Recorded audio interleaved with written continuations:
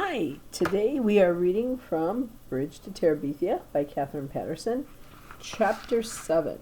Chapter 7 is called The Golden Room. Mr. Burke had begun to repair the old Perkins place. After Christmas, Mrs. Burke was right in the middle of writing a book, so she wasn't available to help, which left Leslie the jobs of hunting and fetching. For all his smartness with politics and music, Mr. Burke was inclined to be absent-minded. He would put down the hammer to pick up the how-to book and then lose the hammer between there and the project he was working on. Leslie was good at finding things for him, and he liked her company as well.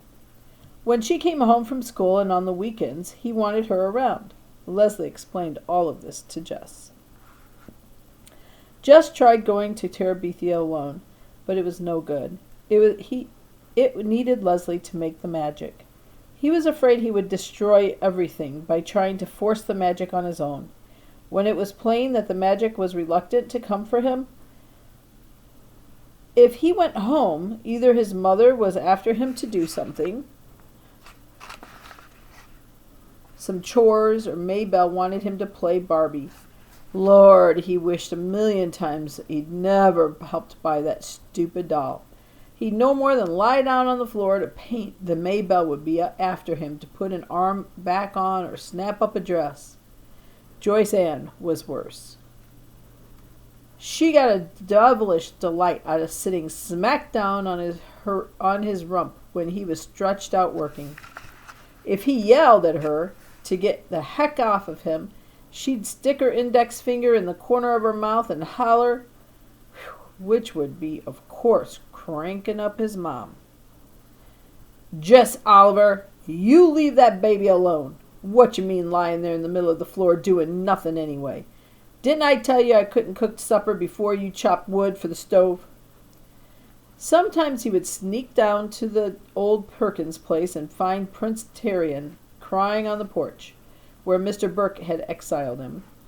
You couldn't blame the man. No one could get anything done with that animal grabbing his hand or jumping up to lick his face. He'd take P.T. for a romp in the Prince Terrian, P.T., for a romp in the Burke's upper field. If it was a mild day, Miss Bessie would be mooing nervously from across the fence. She couldn't seem to get used to the yipping and snapping. Or maybe it was the time of year, the last dregs of winter spoiling the taste of everything. Nobody, human or animal, seemed very happy. Except Leslie. She was crazy about fixing up that broken-down old wreck of a house. She loved being needed by her father. Half the time they were supposed to be working, they were just yakking away. She was learning, she related glowingly at recess, to understand her father.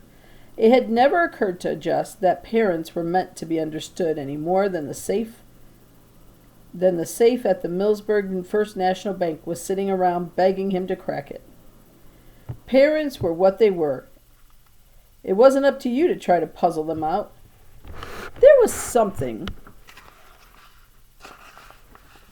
weird about a grown man wanting to be friends with his own child. He ought to have friends his own age and let her have hers. Jess's feelings about Leslie's father poked up like a canker sore. You keep biting it, and it gets bigger and worse instead of better. You spend a lot of time trying to keep your teeth away from it. Then sure as Christmas, you forget the silly thing and chomp right down on it.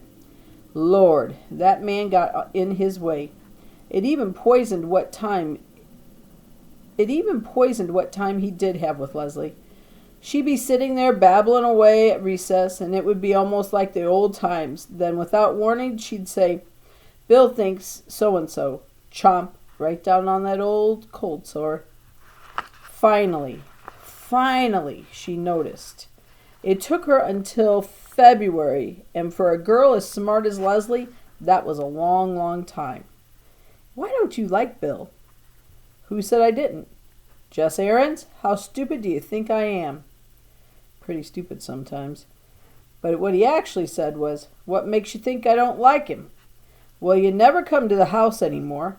At first I thought it was something I'd done, but it's not that. You still talk to me at school. Lots of times I see you in the field playing with PT, but you don't even come near the door. You're always busy." He was uncomfortably aware of how much he sounded like Brenda when he said this. "Well, for spaghetti sauce. You could offer to help, you know." It was like all the lights coming back on after an electrical storm. Lord, who was the stupid one? Still, it took him a few days to feel comfortable around Leslie's father. Part of the problem was he didn't know what to call him. "Hey," he'd say, and both Leslie and her father would turn around. Mr. Burke?" "I wish you'd call me Bill, Jess." "Yeah." He fumbled around with the name for a couple of more days, and it made him more easily. He fumbled around with the name for a couple more days, but it came more easily with practice. It also helped to know some things that Bill, for all his brains and books, didn't know. Jess found he was really useful to him. Not a nuisance to be tolerated or set out on the porch like PT. "You're amazing," Bill would say. "Where did you learn that, Jess?" Jess never quite knew how he knew things, so he just shrugged and let Bill and Leslie praise him to each other, though the work itself was praise enough. First they ripped out the boards that covered the ancient fireplace, coming upon the rusty bricks like prospectors upon the mother lode. Next they got the old wallpaper off the living room wall, all 5 garish layers of it. Sometimes, as they lovingly patched and painted, they listened to Bill's records or sang. Leslie and Jess teaching Bill some of Miss Edmund's songs, and Bill teaching them some he knew. At other times they would talk. Jess listened wonderingly as Bill explained things that were going on in the world. If Mama could hear him, she'd swear he was another Walter Cronkite instead of some hippie. All the Burkes were smart. Not smart maybe about fixing things or growing things, but smart in a way Jess had never known real live people to be. Like one day, while they were working, Judy came down and read out loud to them mostly poetry, and some of it in Italian, which, of course, Jess couldn't understand. But he buried his head in the rich sound of the words and let himself be wrapped warmly around in the feel of the Burke's brilliance. They painted the living room gold. Leslie and Jess had wanted blue, but Bill held out for gold, which turned out to be so beautiful that they were glad they had given in. The sun would slant in from the west in the late afternoon until the room was bright, brimful of light.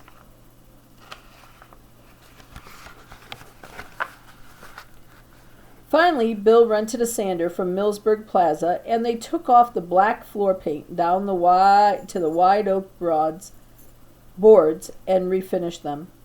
"No rugs," Bill said. "No," agreed Judy.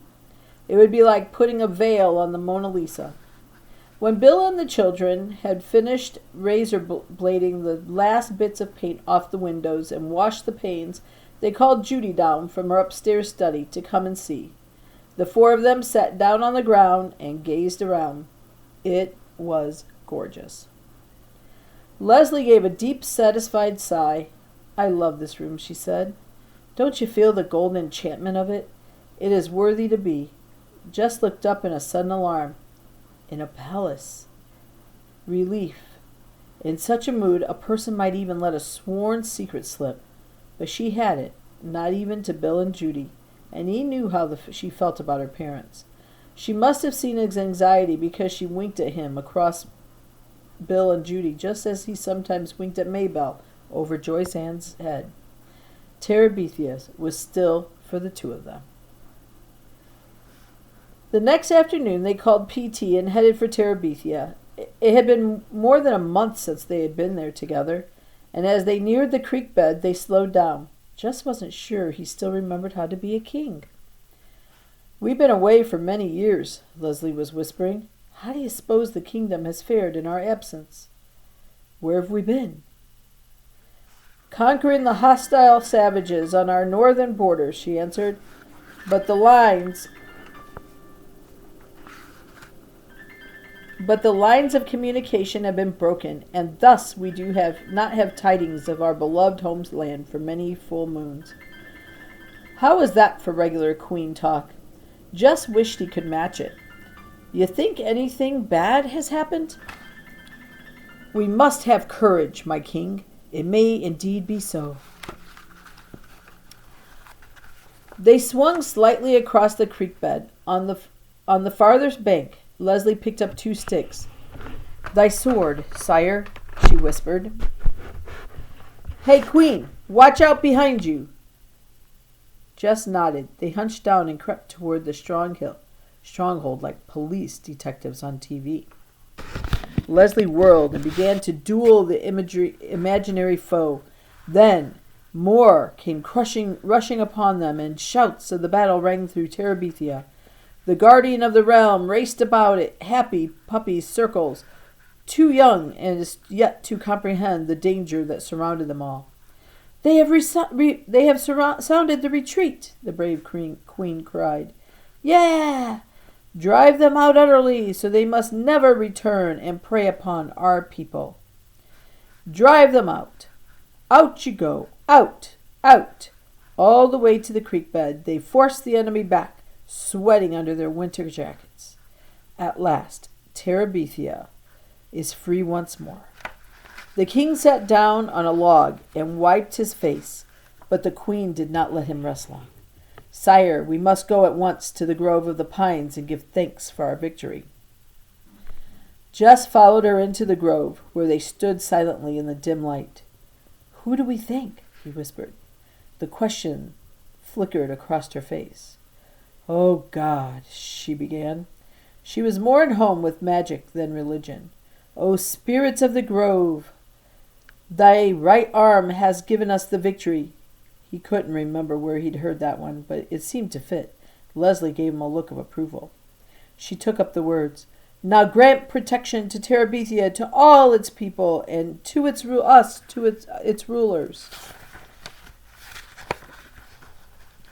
Aroo! Just tried hard not to smile. And to its puppy dog, and to Prince Terrian, its guardian and jester. Amen. Amen. They both managed somehow to keep the giggles buttoned in until they got out of the sacred place. A few days after the encounter with the enemies of Terabithia, they had an encounter of a different sort at school. Leslie came out at recess to tell Jess that she had started into the girls' room only to be stopped by the sound of crying from one of the stalls. She lowered her voice. This sounds crazy, she said, but from the feet, I'm sure it was Janice Avery. You're kidding. The picture of Janice Avery crying on the toilet seat was too much for Jess to imagine. Well, she's the only one in school that has Willard Hughes' name crossed out on her sneakers. Besides, the smoke is so thick in there, you need a gas mask. Are you sure she was crying? Just errands. I can tell if somebody's crying or not. Lord, what was the matter with him? Janice Avery had given him nothing but trouble, and now he was feeling responsible for her, like one of the Burke's timberwolves or beached whales. She didn't even cry when kids teased her about Willard after the note. Yeah, I know. He looked at her. Well, he said, what should we do? Do? She asked. What do you mean, what should we do? How could he explain it to her? Leslie, if she was an animal predator, we're obliged to try to help her. We'd be obliged to try to help her. Leslie gave him a funny look. Well, you're the one who's always telling me I gotta care, he said. But Janice Avery? If she's crying, there's gotta be something really wrong. Well, what are you planning on doing? He flushed. I can't go into no girl's room. Oh, I get it. You're going to send me into the shark's jaws. No, thank you, Mr. Aarons. Leslie, I swear, I'd go in there if I could. He really thought he would, too. You ain't scared of her, are you, Leslie? He didn't mean it in a daring way. He was just dumbfounded by the idea of Leslie being scared. She flashed her eyes at him and tossed her head back in that proud way she had. Okay, I'm going in, but I want you to know, Jess Aarons, I think it's the dumbest idea you've ever had in your life. He crept down the hall after her and hid behind the nearest alcove to the girls' room. He ought to at least be there to catch her when Janice kicked her out. There was a quiet minute after the door swung shut behind Leslie. Then he heard Leslie saying something to Janice. Next, a string of cuss words, which were too loud to be blurred by the closed door. This was followed by some loud sobbing, not Leslie's, thank the Lord, and some sobbing and talking mixed up, and the bell. He couldn't be caught staring at the door to the girls' room, but how could he leave? He'd be deserting in the line of fire. The rush of kids into the building settled it. He let himself be caught up into the stream and made his way to the basement steps, his brain still swirling with the sound of cussing and sobbing. Back in the 5th grade classroom, he kept his eyes glued to the door for Leslie. He half expected to see her come through, flattened straight out like the coyote on Roadrunner, but she came in smiling, without so much as a black eye.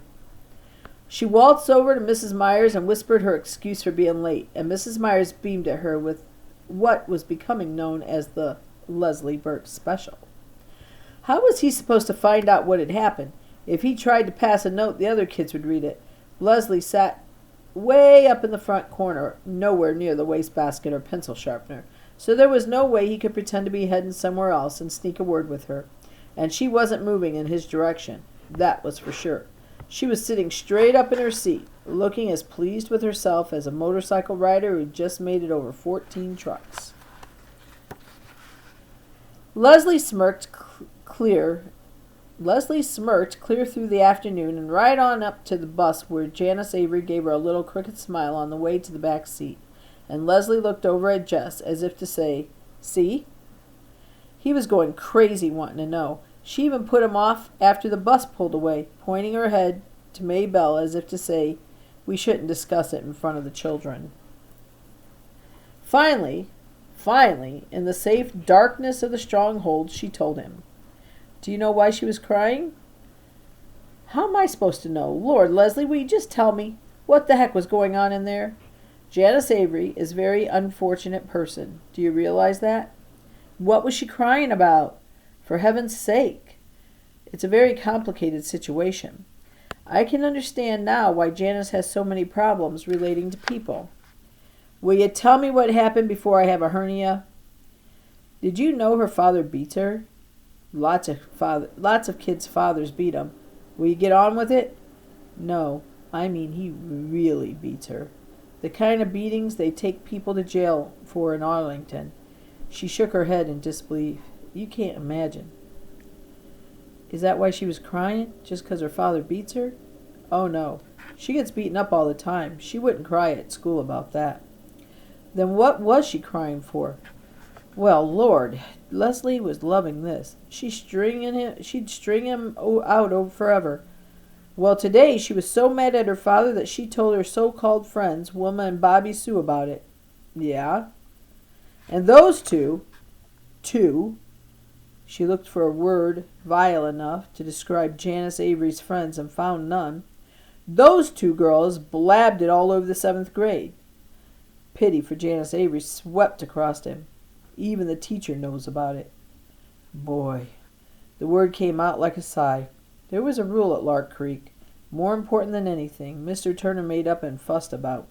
That was the rule that you never mixed up troubles at home with life at school. When parents were poor or ignorant or mean, or even just didn't believe in having a TV set, it was up to their kids to protect them. By tomorrow, every kid and teacher in the Lark Creek Elementary would be talking in half snickers about Janice Avery's daddy. It didn't matter if their own fathers were in the state hospital or the federal prison. They had not betrayed them. And Janice had. Do you know what else? What? I told Janice about not having a TV and everyone laughing. I told her I understood what it was like to have everyone think I was weird. What'd she say to that? She knew I was telling the truth. She even asked me for advice, as if I was dear Abby. Yeah? I told her just to pretend she didn't know what on earth Wilma and Bobby Sue had said, or where they had got such a crazy story, and everybody would forget about it in a week. She leaned forward, suddenly anxious. Do you think that was good advice? Lord, how should I know? Make her feel better. I think so. She seemed to feel a lot better. Well, it was great advice then. She leaned back, happy and relaxed. Know what, Jess? What? Thanks to you, I think I now have 1½ friends at Lark Creek School. It hurt him for it to mean so much to Leslie to have friends. When would she learn they weren't worth the trouble? Oh, she got more friends than that. Oh, you've got more friends than that. Nope, 1½ Monster Mouth Myers doesn't count. There in their secret place, his feelings bubbled inside him like a stew on the back of the stove. Some sad for her and her loneliness, but chunks of happiness too. To be able to be Leslie's one whole friend in the world, as she was his, he couldn't help but being satisfied about that. That night, as she started to get into bed, leaving the light off so as not to wake the little girls, he was surprised by Maybelle's shrill little, Jess! How come you still awake? Jess, I know where you and Leslie go to hide. What do you mean? I followed you. He was at her bedside in one leap. You ain't supposed to follow me. How come? Her voice was sassy. He grabbed her shoulders and made her look at him in the face. She blinked in the dim light, a startled chicken. You listen here, Maybelle, Aarons, he whispered fiercely. I catch you following me again, your life isn't worth nothing. Okay, she slid back into the bed. Boy, you're mean. I ought to tell Mama on you. Look, Maybelle, you can't do that. You can't tell Mama about where me and Leslie go. She answered with a little sniffling sound. He grabbed her shoulders again. He was desperate. I mean it, Maybelle. You can't tell nobody nothing. He let her go. Now I don't want to hear about you following me or squealing on to Mama ever again. You hear? Why not? 'Cause if you do, I'm going to tell Billie Jean Edwards that you still wet the bed sometimes. You wouldn't. Boy, girl, you just better not try me. He made her swear on the Bible never to tell and never to follow. But still he lay awake a long time. How could he trust everything that mattered to him to a sassy 6-year-old? Sometimes it seemed to him that his life was delicate as a dandelion, one little puff from any direction, and it was blown to bits. And that's the end of chapter 7. Thanks for listening.